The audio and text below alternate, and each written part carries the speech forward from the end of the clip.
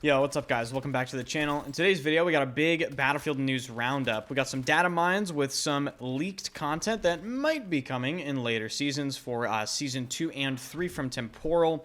We have some interesting changes regarding the most recent update with the defibrillators and a bunch of back-end hotfixes we're going to be going over. And the most recent controversy is the fact that DICE has increased Conquest ticket count, but they have also increased Conquest ticket bleed, and people do not appear to like it. So let's get going over things. If you enjoy the content and want to stay up to date with Battlefield 6, this is the channel for you. I will be covering the tournament news. I do have really big news regarding that. I already told Stream, but I'm going to make a dedicated YouTube video.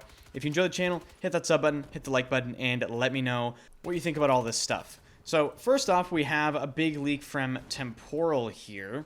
He tweeted this graphic, and you can see Season 2 weapons, the MG5, Bren 2, Scorpion Evo, and the Scorpion VZ61.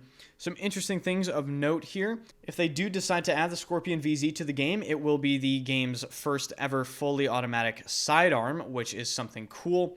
As you can see, there's also a little bird pictured for Season 2, and Temporal lists some potential primary, secondary, and equipment slots. For the primary slots, we have the classic miniguns, GAU-19s, and LR-30. Not entirely sure what the LR-30 is. Maybe someone in the comments can let me know about that. In the secondary slot, we have APKWS, Hellfire missiles, Hydra 70, and Stingers. And for the equipment slots, we have flares, motion sensors, and thermal smoke.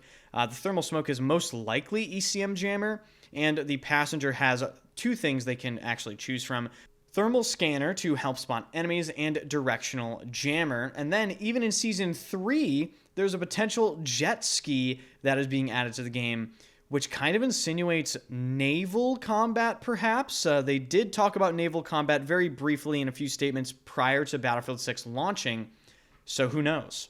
And then looking at the right of this graphic, we see some new gadgets that might be potentially added to the game. The airburst grenade launcher, sticky grenade launcher, impact grenade, and anti-vehicle grenade launcher. I guess I'll just be the guy to say it. I don't really like the fact they're adding 3 out of the 4 of these. Airburst is always irritating. Sticky grenades, as we learned from Battlefield 2042 with the SPH launcher, are potentially even more irritating.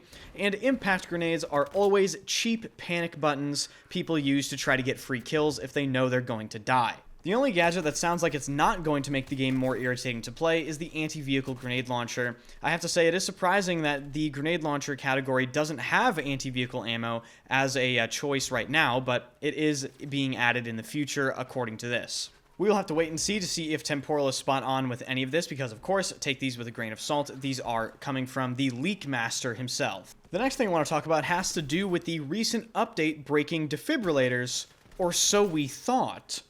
It felt like they broke them, but actually, it seems that was an intended change made to the defibrillators that they have since fixed in a back-end update. They tweeted this: defibrillator adjustments after the recent update. After changes to the defibrillators made them more demanding in terms of accuracy and target range, we've published a back-end update to bring their usability back in line with our original intentions.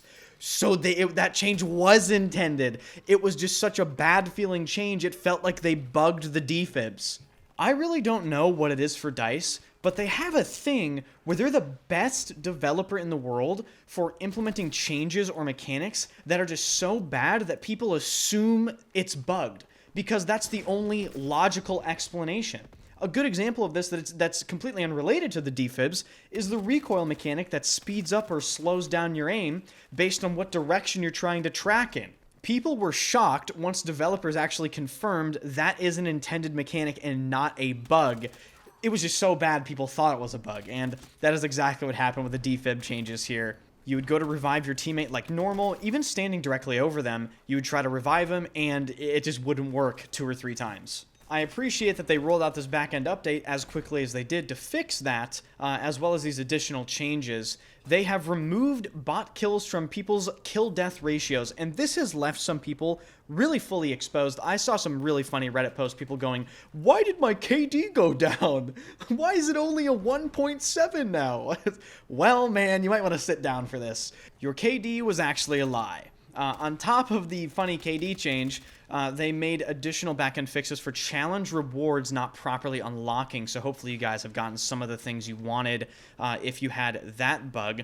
And they tweaked escalation's capture time by about 20% for objectives to slow down the pace of that mode. Shortly after the escalation changes, which were met pretty fondly, I haven't seen anyone complain about them, they made changes to Battlefield's beloved mode, Conquest. Now, on the surface, this change appears to be good. They have increased ticket count from 1,000 all the way up to 1,200. This was supposed to, increase match time and make it feel like a longer game of Battlefield, but apparently, a lot of people are reporting they've also changed Conquest's ticket bleed speed, and matches are ending apparently faster than before, even though they have increased the ticket count. The specific change in wording reads as follows. Today we're rolling out an update to Conquest that increases ticket count from 1,000 to 1,200. Since launch, we've been closely reviewing your feedback on Conquest and looking at win rates, balance, and the impact of objective play, and more. In the new update, we introduced adjustments to the underlying rule set designed to further emphasize objective play, ensuring that holding more objectives than the enemy has a meaningful impact. That right there, read between the lines. Holding more objectives than the enemy has a meaningful impact. Now, of course, that should have a meaningful impact.